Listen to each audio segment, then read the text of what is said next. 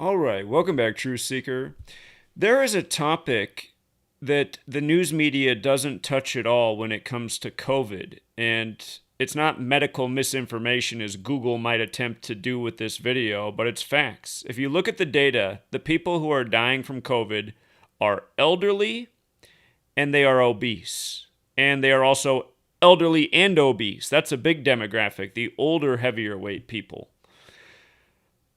But the media is not saying a peep about this, and we know what they've done for almost going on 2 years. Just nothing but COVID, COVID, COVID, COVID, COVID, coronavirus, COVID, coronavirus, novel coronavirus, Wuhan coronavirus, Delta variant, European, UK strand, was there an Indian variant?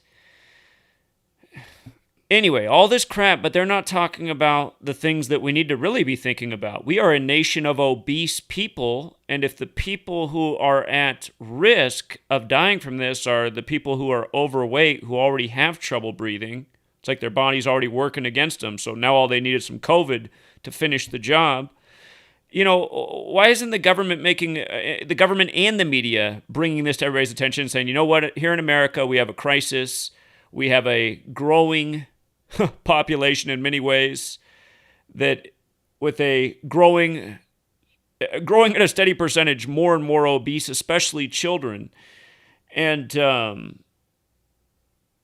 again, just no mention of this at all. They don't talk about this at all on TV. And if somebody's out there like, oh, I saw them talk about for 3 minutes on 60 Minutes, that doesn't count. Even I don't even know that they did do that. But if somebody saw some story like that was once in a blue moon, the point is they should be hammering this point home. This could be motivation for so many people to do what they need to do to take care of their health and make a conscious effort to lose weight, which is mostly eating less. It's for all of you who say, well, I don't have the time to exercise. Most of you are way overweight, not because you don't exercise, but because of what you're eating and how much you're eating.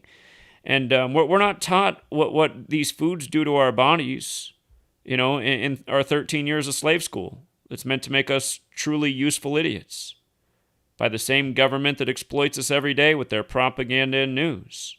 They can't have any critical thinkers. They need a bunch of dummies to go along with what they're told to do. And again, it's like they're always dragging the obvious in front of our face. Sweet lady, she's at an internship now. She just finished her 4th week at a hospital. She's all over the hospital observing for this internship. And in the 4 weeks she's been there, there's been one code blue is what they call it. This is a hospital for Central Washington. It covers a big geography in the middle of Washington State, not Washington, D.C. But in the 4 weeks she's been there, there's been one code blue, and that's where they bring somebody into the hospital and that they're in bad shape. They need immediate attention, or they might kick the bucket here in the minutes ahead. That's a code blue. And it was a man around 70 years old and severely overweight, which is pretty amazing to be very overweight and be that old. I mean, a lot of people will kick the bucket a lot sooner because they're so heavy. But he was in there supposedly with COVID and having trouble breathing, and they did bring him back, and he survived. But, in 4 weeks, you'd think supposedly in a pandemic there'd be more stories like that, right? But, sweet lady, she's been in all sorts of medical settings for a while now because she's just moving from internship to internship. But the most recent one's this hospital. And again, everywhere she's been, that's who comes in for COVID, very heavy people, elderly people, And these are always the most susceptible people to death from illness because their immune systems are weaker. Their bodies aren't, as capable because of age and because of, not taking care of yourself, making it so that your body's having to work extra hard just to survive each day. Because essentially when we get sick is what happens is our body, it kind of shuts down in some ways to fight the disease and illness. Well, it's like if your body's already just barely hanging in there because every day your heart has to work so hard because, of how big you are and, you're just that much closer to kicking the bucket. You don't need the one other illness on top. So really nothing's changed in the time of this supposed pandemic. You can only say so much. But besides the media covering this thing all the time, even having people go before you like Deborah Birx and explain to you that in the time of the pandemic, they're going to count a lot of things as COVID deaths. If you die from, stage 4 cancer and they do an autopsy and it shows that you had COVID, then you now count as a COVID death instead. Or, if you die in a car crash and they do an autopsy and you had COVID, well, your death also goes down as COVID, And again, people didn't blink an eye at any of this. It's just like, what in the world? So we're just going to count deaths as COVID that clearly weren't caused by COVID? Are we trying to hit some tally? Do we get some kind of financial bonus if we do that? And of course, the hospitals are getting paid for these COVID deaths. But again, in the time of this big old circle jerk and scam and, the ushering in of fascism and, mom and pop need to shut down, but big fascist Walmart over here can stay open, in the time of lockdowns and curfews and just all the stuff that's been going on, all the infringements on freedom, most people just haven't blinked an eye, but at the same time, they haven't noticed the elephant in the room, and that is that COVID is a fat person's disease in terms of who it's a threat to. And, just look at this shit too. I just hate what the media does every day. After 11 days on a ventilator, Florida teen wants vaccine. Okay, remember the pandemic was declared March 11th. The Pfizer vaccine was approved by the FDA December 11th. 11's the master number in numerology. We've been laying out how this whole thing's a numerology riddle all along. We've shown 1 million rituals with coronavirus in 56. 56 in numerology is 5 plus 6 is 11. 11's the master number.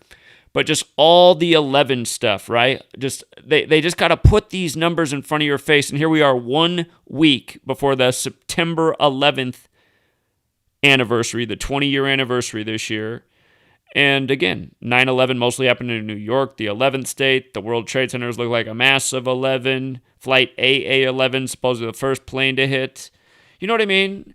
Just the obvious numerology rituals that are done to us, to scar our minds so that the government can come in with its population of useful idiots and scare them into the next agenda, as they break down, what they thought their nation was and their quality of life more and more. But again, with regards to the obesity thing, not just the 11, I mean, can you see this teenage girl? You can tell that she's very thick, You can see that she's very thick from what's there, I think they said she's 15 years old. I mean, that is a thick, thick body for a 15-year-old. And, I mean, look at her arm compared to her head, you know what I mean? This is a big girl right here. And they want to use her after 11 days as a national news story because, they got a quote from her saying that she thinks everybody should go out and get the vaccine. That this might be a real story. This might be a girl who's actually sick and, it could also be complete bullshit like they give us at least half the time. And, But again, I mean, you can just see. I mean, she's a big girl. That's what's going on here. These people are already having trouble breathing. But here, you guys, is it an accident that it comes on September 4th, this news story? This is CNN's front page on 9/4. Florida teen who was hospitalized with COVID-19 wants to get vaccinated and says others should get the shot too. This comes on 9/4, right? 94, obesity 94. And with regards to 94, in gematria, if you're new here, I want you to see something that, like, if you think this is a coincidence, I just want you to explain how, I want you to understand how 94 has been used in this coronavirus pandemic ritual, where we're being made a mockery of. So on January 29th, 2010, Bill Gates called for a decade of vaccines, and he said, in 10 years, I want there to be a push to vaccinate the world. And 10 years later, January of 2020, you got coronavirus, the first confirmed case in the world outside of mainland China, happened to be in Bill Gates' backyard, Seattle, Washington. And again, just look at how all this comes together. There's a lot more. There's so much I want to say, but anyway, he made his decade of vaccines pledge on the 29th of January. 29 is the 10th prime number, right? Davos, where he did it. Davos, Switzerland, is 29. Keep in mind, 29 in numerology is 2 plus 9 is 11. Again, these people are numerologists. From Bill Gates' birthday to that day was his 94th day of his age, right? 94. And he did it in Davos, Switzerland. He's the man from Seattle, Washington. Notice how Davos, Switzerland, and 94 have all this overlap. They both equal 94. They both equal 68. They both equal 212. And again, if you're new here, gematria is just based on the alphabetic order forwards and backwards with the rules numerology. These ciphers is what they use to lay down their rituals every day. These Kabbalist types.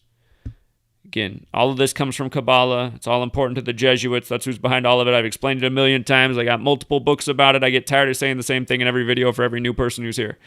But again, you want to know about this? Download my ebook. You can find out how to download it for free. Just read the first 5 pages. You'll be hooked. If you want to get the rest of the book, you can read it all for free online, or you can buy the physical version. But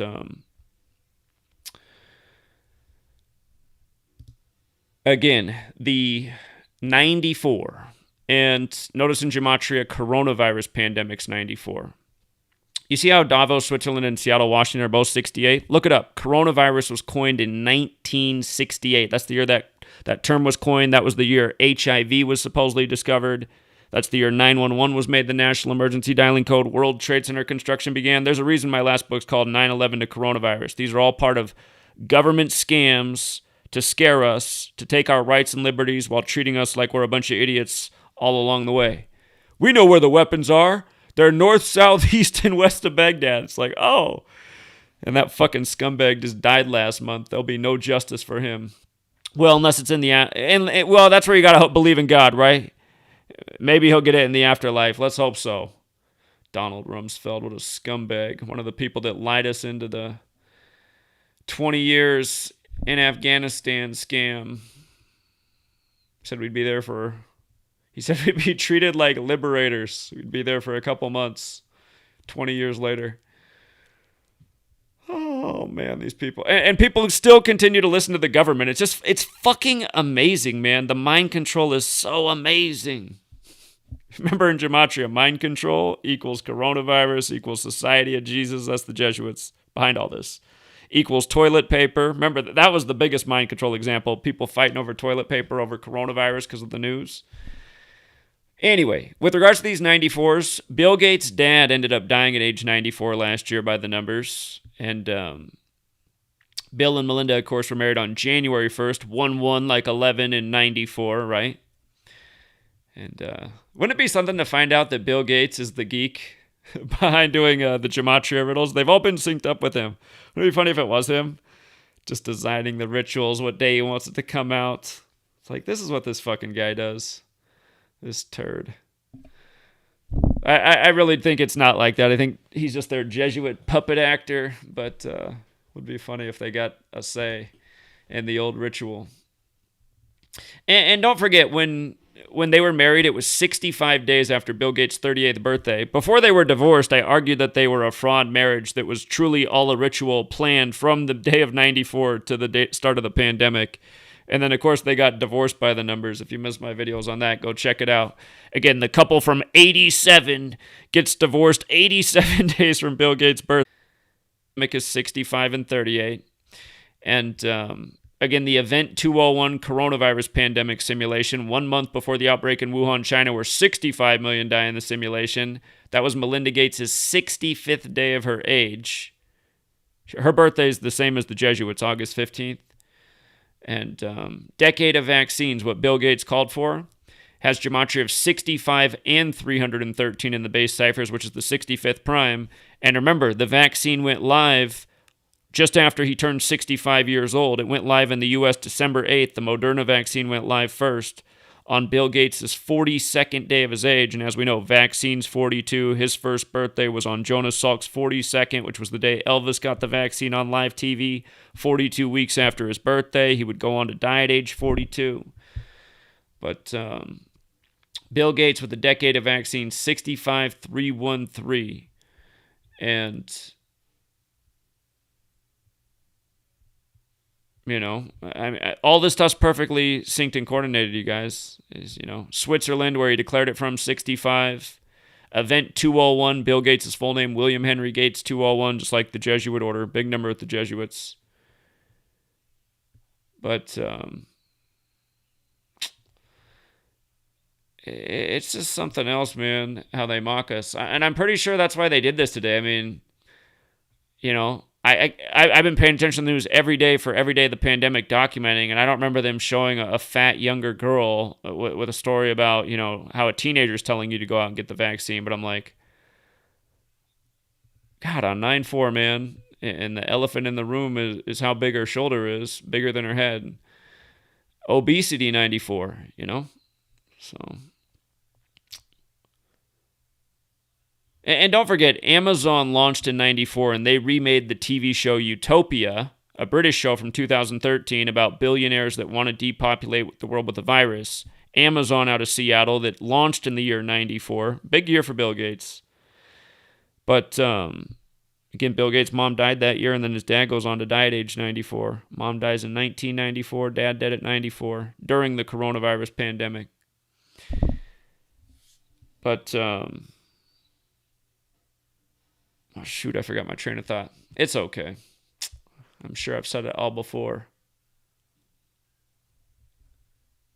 But yeah, just the obesity in 94.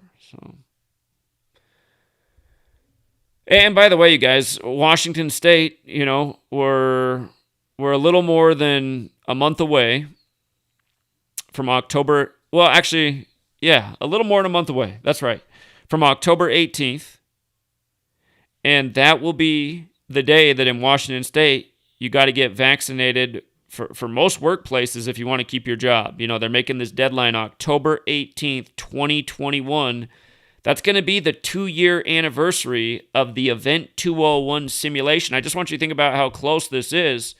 Again, Event 201 was the coronavirus pandemic simulation, October 18th, 2019, 1 month before the outbreak in Wuhan, China. And here, I just want to put up the Event 201 thing if you don't know about it. Look up Event 201. You can still watch the highlight video of Event 201. Also watch the highlight video of Clade X done by the same group May 15th, 2018, 2 years to the day of Operation Warp Speed and 666 days before the pandemic was declared. Remember, Bill Gates has the 87 connection. Number of the beast equals 87. In the Bible, it's 666. You just had in Texas the 87th legislature do the 666 new laws on the day leaving 121 days left in the year when Revelations 121 and the first confirmed case of coronavirus, that news came January 21st, 121, vaccination 666. But if you don't know about Event 201, let me see. Is this the post? I thought I was pulling up the post with the Event 201 information. Well, this post has a lot of stuff about 201 and 121. But maybe it's not the one with the write-up on Event 201. It's on here somewhere. I got so many posts. This is the graphic for Event 201 if you look it up. You'll see it was done by, the Bill and Melinda Gates Foundation, the Johns Hopkins University, CDC, the pharmaceutical companies you'd expect to be there, the same ones profiting. But this was done 1 month before the outbreak in Wuhan, China, October 18th, 2019, the same day the Military World Games began in Wuhan, China. And the Military World Games began in 95 in Rome. And the Jesuits were recognized by Rome on the day leaving 95 days left in the year, September 27th, 1540, to counter the 95 Theses. Bill Gates is building Jesuit high schools. Melinda Gates is from a Jesuit family. And again, don't forget Seattle's got one of the 27 Jesuit universities in the nation is Seattle University. And again, the big 42 ritual of Bill Gates. But maybe this isn't the post where I got the Event 201 information in here. I have a lot of information here. But yeah, this was a big post. This information was from when I was working on my book, because I was doing some really good digging when I was writing letters to numbers. That's how this book ended up getting just like packed and longer, because it's just got so much information, so much undeniable evidence of just what a scam this whole thing is and who's responsible. It's clear as day. It's the Jesuit order. But hold on. Let me find the real Event 201 post. Well, it might be hard to find because I got so many posts mentioning Event 201. If you guys don't know about Event 201, though, really, you should look it up and look up the highlight reel and just watch it. You know what? Let me see if I can even get away with it. Maybe. Hold on. Let me see if I can look it up real quick. If you've never seen Event 201, let me look up the highlight reel. We'll watch it. Here, it's almost 12 minutes long. It's 11 minutes and 46 seconds. Okay, here, we'll watch this.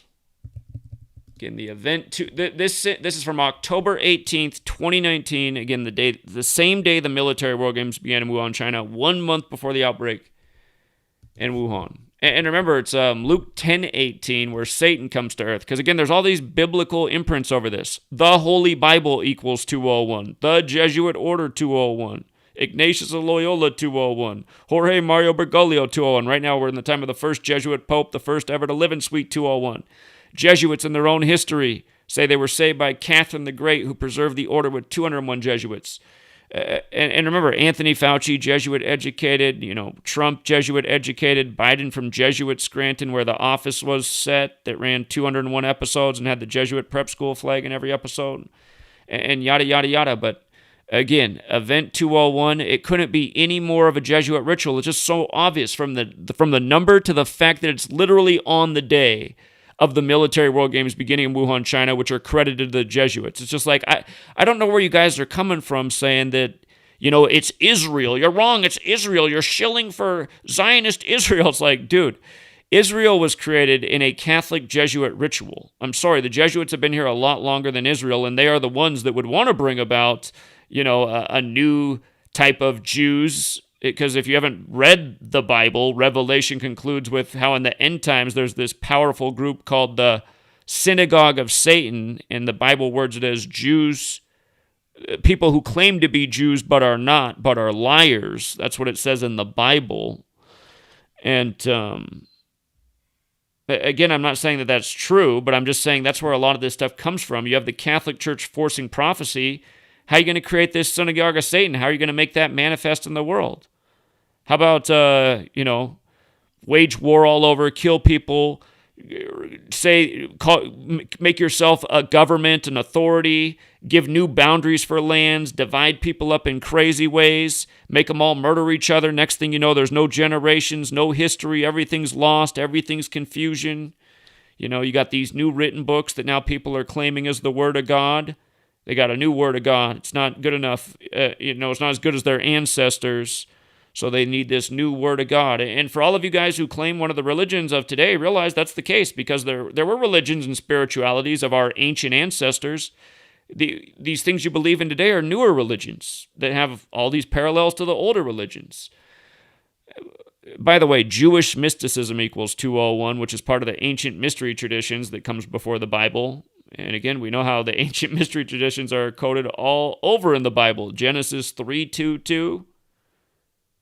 Don't forget, Bill Gates' dad died 322 days after his birthday. Knowing good and evil.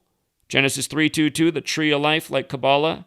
In Kabbalah, there's 22 paths and 3 pillars. 3:22.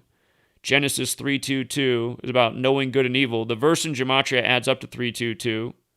And again, Abrahamic religions is 3:2-2, and ancient mystery religions is 3:2-2. So again, just the Bible is totally encoded this way. The English translations. And again, it's because the Jesuits. They're responsible for these Bibles as we know them. They're responsible for the calendar we're on. They're responsible for the English language. They got it all synced up. And we've been living out their history on their calendar, on their timeline, and the year they say it is, in the time of Jesus, right? After death. BC AD. And anyway, again, you guys, it's to a lot, that's the see, that's the thing though. That's why so many people in America, at least, that are awake are Christian, because they see the signs in the Bible, but they think that's God's prophecy, and they're not realizing that this is part of a really sick, sinister joke. Anyway, let's watch the Event 201 thing if you haven't seen this, because again, I was in Seattle in March of 2020, the day that Trump declared a national emergency, March 13, 2020, in front of the Bill and Melinda Gates Foundation, raising awareness about Event 201. We got word from employees in the building that we created a buzz in their building because a lot of the employees didn't know about Event 201, even though they work for it, and the Bill and Melinda Gates Foundation was one of the main sponsors. A lot of people there are just doing grunt work. But, yeah, again, why can't the news media talk about this? Why can't they just bring this up and say, is this something to think about? Companies simulated a coronavirus pandemic 1 month before the outbreak that's so similar to what's unfolded. And, and now those same companies are profiting. Why can't that question be asked? Is it because those same news channels, when they go to commercial break, their bills are being paid by those same pharmaceutical companies like Pfizer? Of course it is. It's a no-brainer question. That's why the world's bought and paid for. And that's why people still listening to what's on the TV, they want their lives to be run by people who are profit-driven, not people-driven or ethics-driven or moral-driven or spiritually driven, just people that care about power and money, Here. Let's watch the Event 201 simulation. If you haven't seen this before, this is the highlight reel. You can watch the full thing. The full thing is I forget exactly how many minutes. It might be, the full thing is 225 minutes if I remember correctly. Anyway, here it is. Event 201.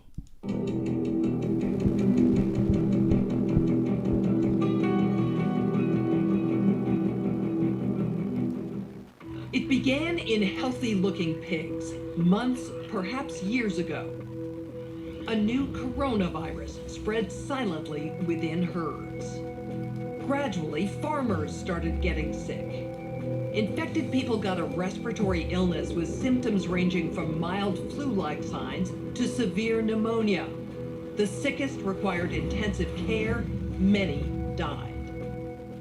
Experts agree, unless it is quickly controlled, it could lead to a severe pandemic, an outbreak that circles the globe and affects people everywhere.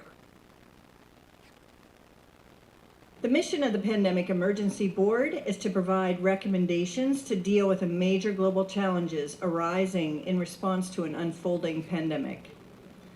The board is comprised of highly experienced leaders from business, public health, and civil society. We could be looking at double the number of cases in 1 week and 16 times as many in a month if we are not able to stop the spread.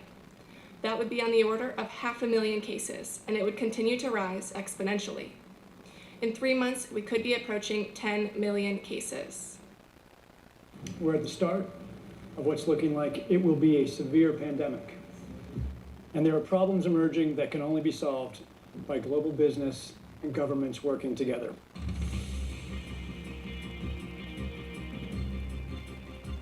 We have known about caps-like viruses in animals and people for decades, but have not been successful at developing a licensed vaccine.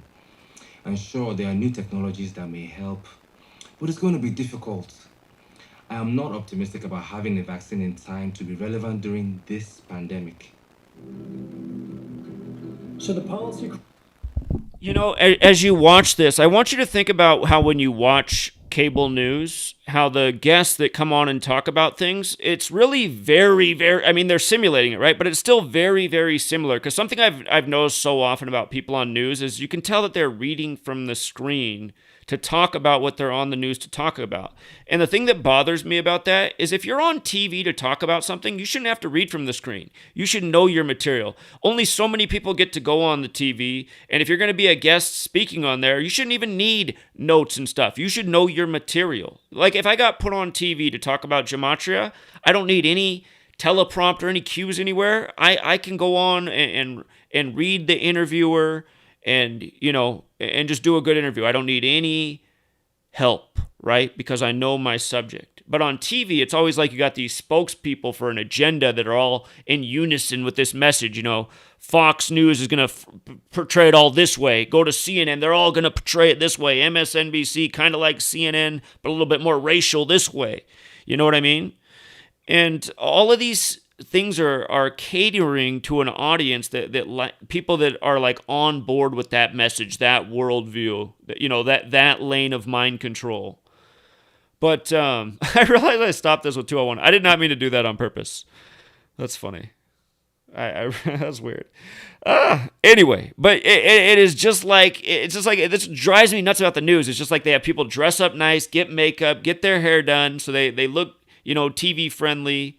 They usually talk with this, not everybody, but I'm just like they have no real passion for what they're talking about too. Just so controlled and, to me, contrived. But yeah, just watch. I mean, these are actors for a simulation, right? But is it really that much different than watching the experts on the nightly news? Here we go. Crisis in question for this board in this meeting is this: how should governments, business, and international organizations allocate and distribute pandemic antivirals and medical supplies to the people who need them most? What we've seen work very well in the HIV field is, in fact, procurement through the Global Fund. So having a centralized mechanism, so financially able to procure on behalf of affected countries, is very critical. I think the second thing is it's going to be very important that for the business sector, for manufacturers of antivirals, that we have clarity around what the need is and where the need is and who are making the decisions. I think that given that the countries most affected are those that are low and middle income countries with unequal access to technology, to finances, the UN has a worldwide footprint, universally recognized, and universal membership. A global stockpile would certainly help ensure more rational and strategic allocation, but the reality is that we don't have the logistics capability, even within the UN, to bring that together in one place and run it. So this is where I think a collaboration between the international organizations like the World Health Organization and the private sector, which runs these supply chains for many purposes every day, understand where the supplies are, make smart decisions about how to allocate them to the people who need them in the places that need them the most, and then work with the industry to move those supplies from where they are today to where they need to be. Just to underscore the point that cooperation among supply chain providers or businesses that have huge supply chains can add a lot of efficiency to the whole process. The question is, can you, through this international mechanism, really promote commitments to doing this as quickly as possible and give people a sense that actually if they contribute more, that they will have a better chance of protecting their own populations in the country's security and health. So to be completely clear, most of this production would already be committed in contracts. Yes. It is almost unheard of that people are producing product without having a forward commitment for the consumption of that product. So the first thing that needs to be done, because this is not something that the countries currently control, unless countries are going to bring about emergency situations and co-opt an existing supply chain. I think it's not likely, I agree, that countries are not going to buy a countermeasure to put into a global supply without retaining a large portion of it for themselves.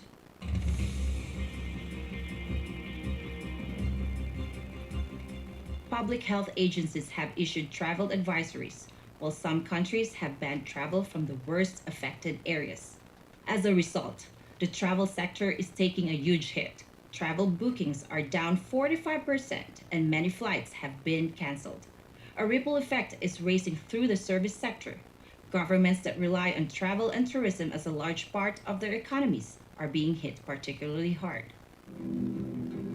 How should national leaders, businesses, and international organizations balance the risk of worsening disease that will be caused by the continued movement of people around the world against the risks of profound economic consequence of travel and trade bans? If there's some sense that there's a UN institution that can do all of this, then I worry we're suffering from a delusional disorder on the power of the UN. It's really important to get those industries and their trade associations and an efficient leadership established, which is decentralized, but has a collective responsibility and accountability. And that needs to be supported by the public leadership. What is essential, what is non-essential travel, we have to clarify this. Otherwise, if we go down to 20% bookings over a long period, the company will run down. That's a fact. Yeah, there's a whole complex set of issues in a highly interdependent world on supply chains that are just in time. We need to think about how much flex there is in that just-in-time supply chain system and make sure it keeps running. I think it's going to take specificity, and it's going to take knowledge that only the private sector has.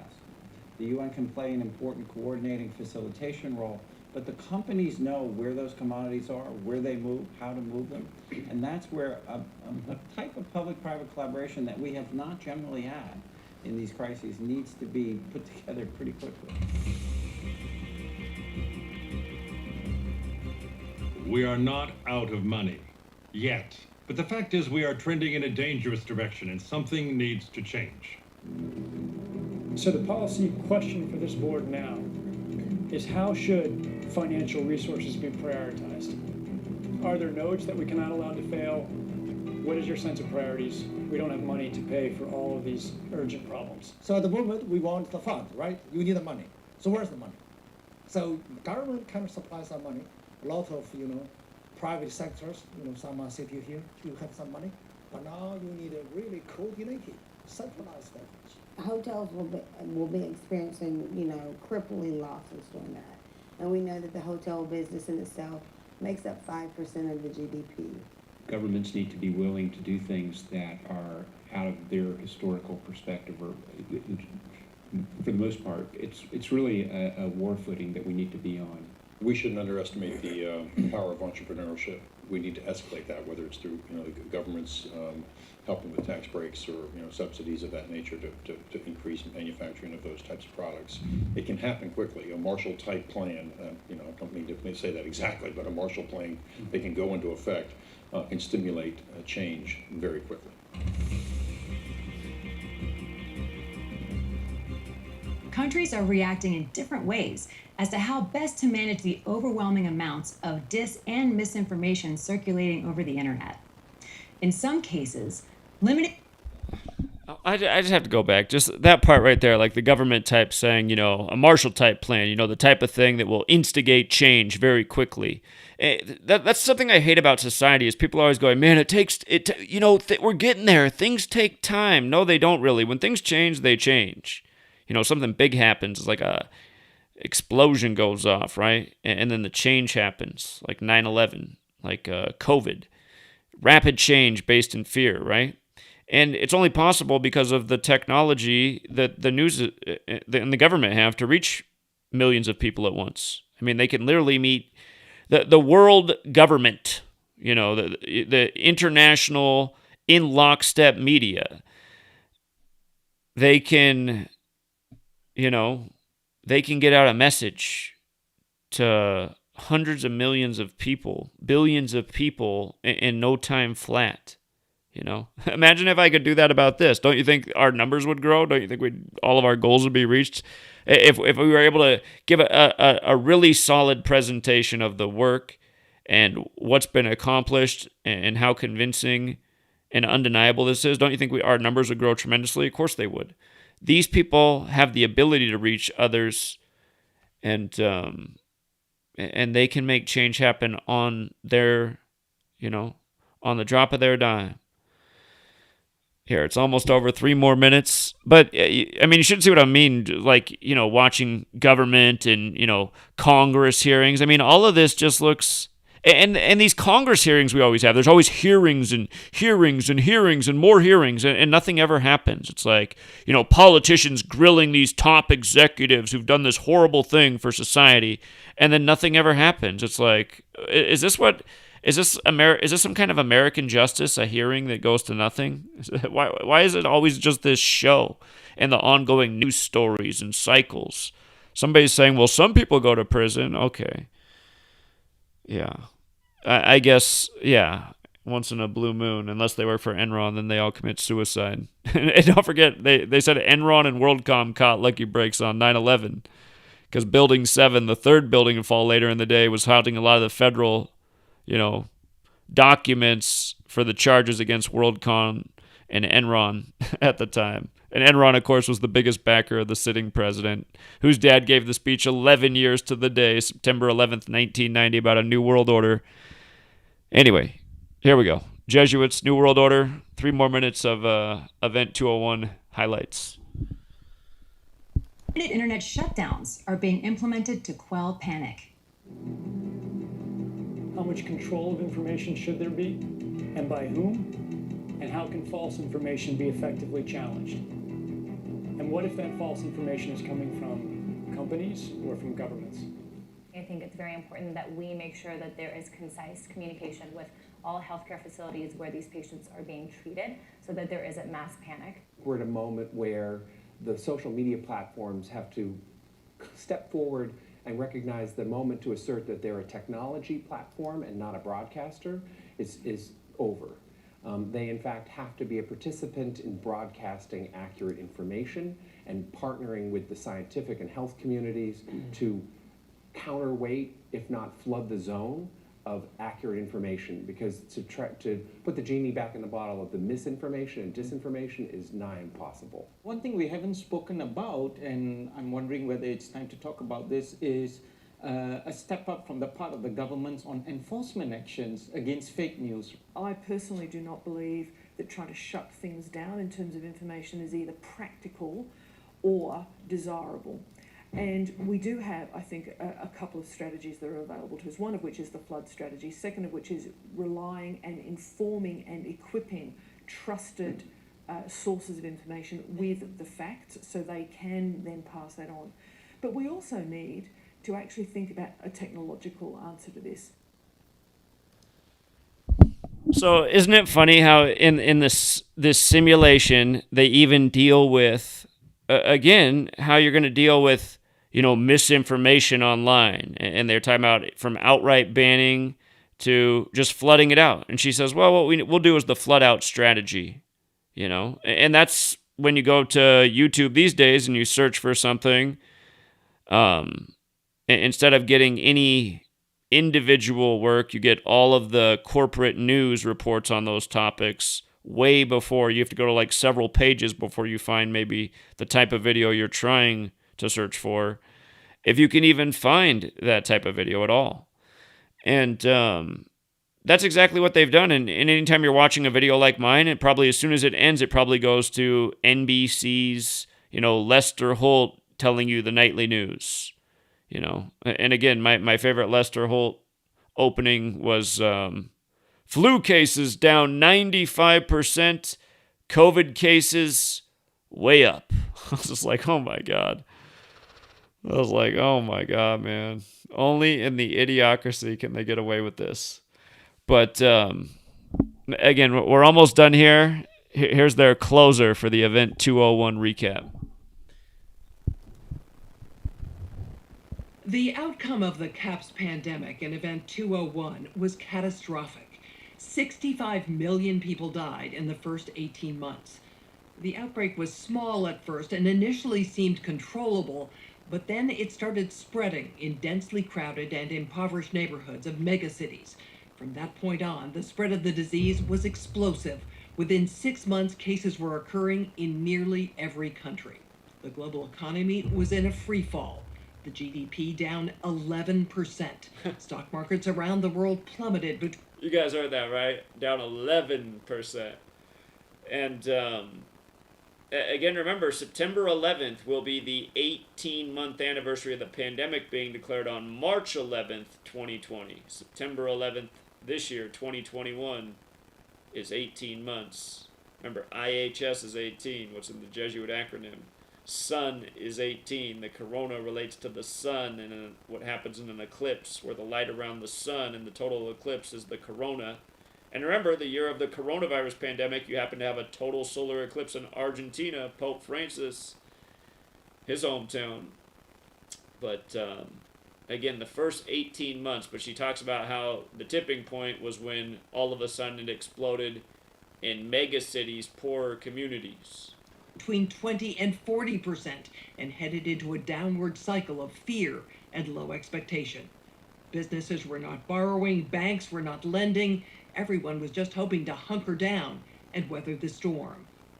Economists say the economic turmoil caused by such a pandemic will last for years, perhaps a decade.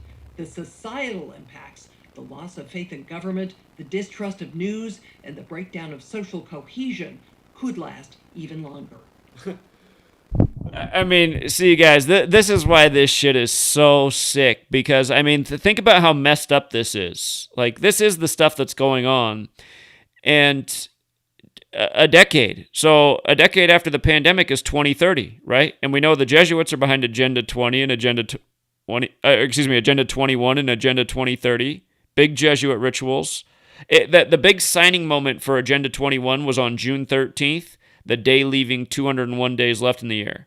And there were many mainstream articles written, and have been written in the time of the pandemic, about the silver lining of the coronavirus pandemic being that Agenda 21 goals are being accomplished.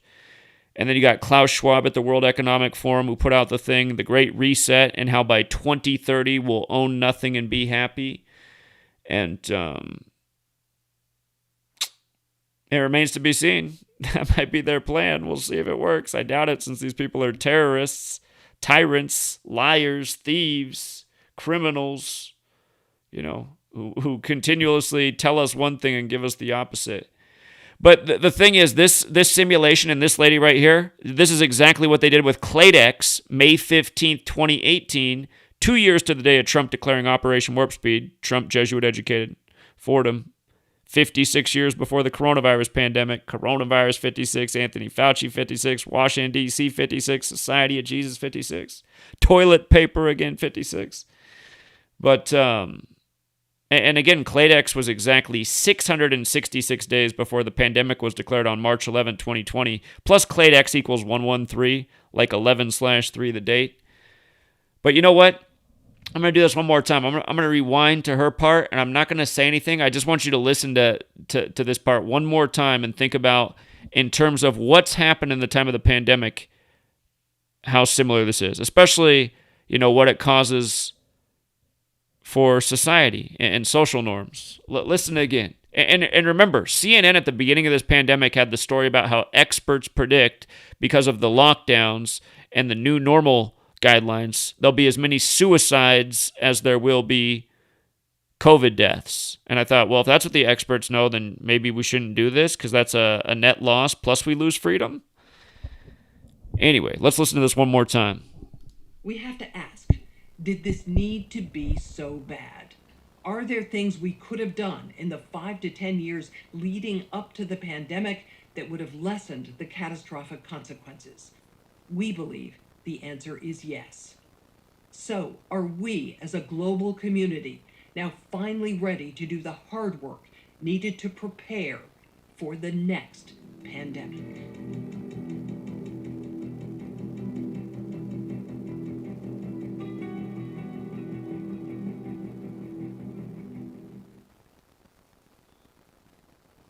Okay, so I think the answer to that question is yes as well. I was saying years in advance how if we don't get organized and wake up to the tyranny, we're all going to be fucked in 2020. I just imagine if my work had gone viral instead of, flat earth theory, Just imagine how that might have been. Maybe we would have been able to avoid this. But it is just something else, you guys. I mean, the way they play us for fools, I just hate how they get away with it, and how society marches along and calls you crazy for pointing it out. It's like, no, I'm not crazy. You got to be crazy to not see what they're doing to us. This is such a sham. Anyway, we'll leave it there, True Seeker. Check out Neo the Hacker. Neo the Hacker is doing a live stream tonight. Neo the Hacker on YouTube. And he's doing great work. And he's joining another guy who's doing great work on different social media platform, putting out his gematria decodes, I believe, on Instagram. And we understand all these platforms are controlled by the gang, but still, you can still get out the word on their platforms. Do it while you still can. And they've been doing some great live streams. I think it's kind of like a Sunday night thing lately for them. Seems like, or a weekend type of thing, Saturday or Sunday night. Because I guess tonight's Saturday, so. But yeah, Neo, like Neo from the Matrix, the reshuffling of one. Neo the Hacker, he's doing really great work. And we'll leave it there. Until next time.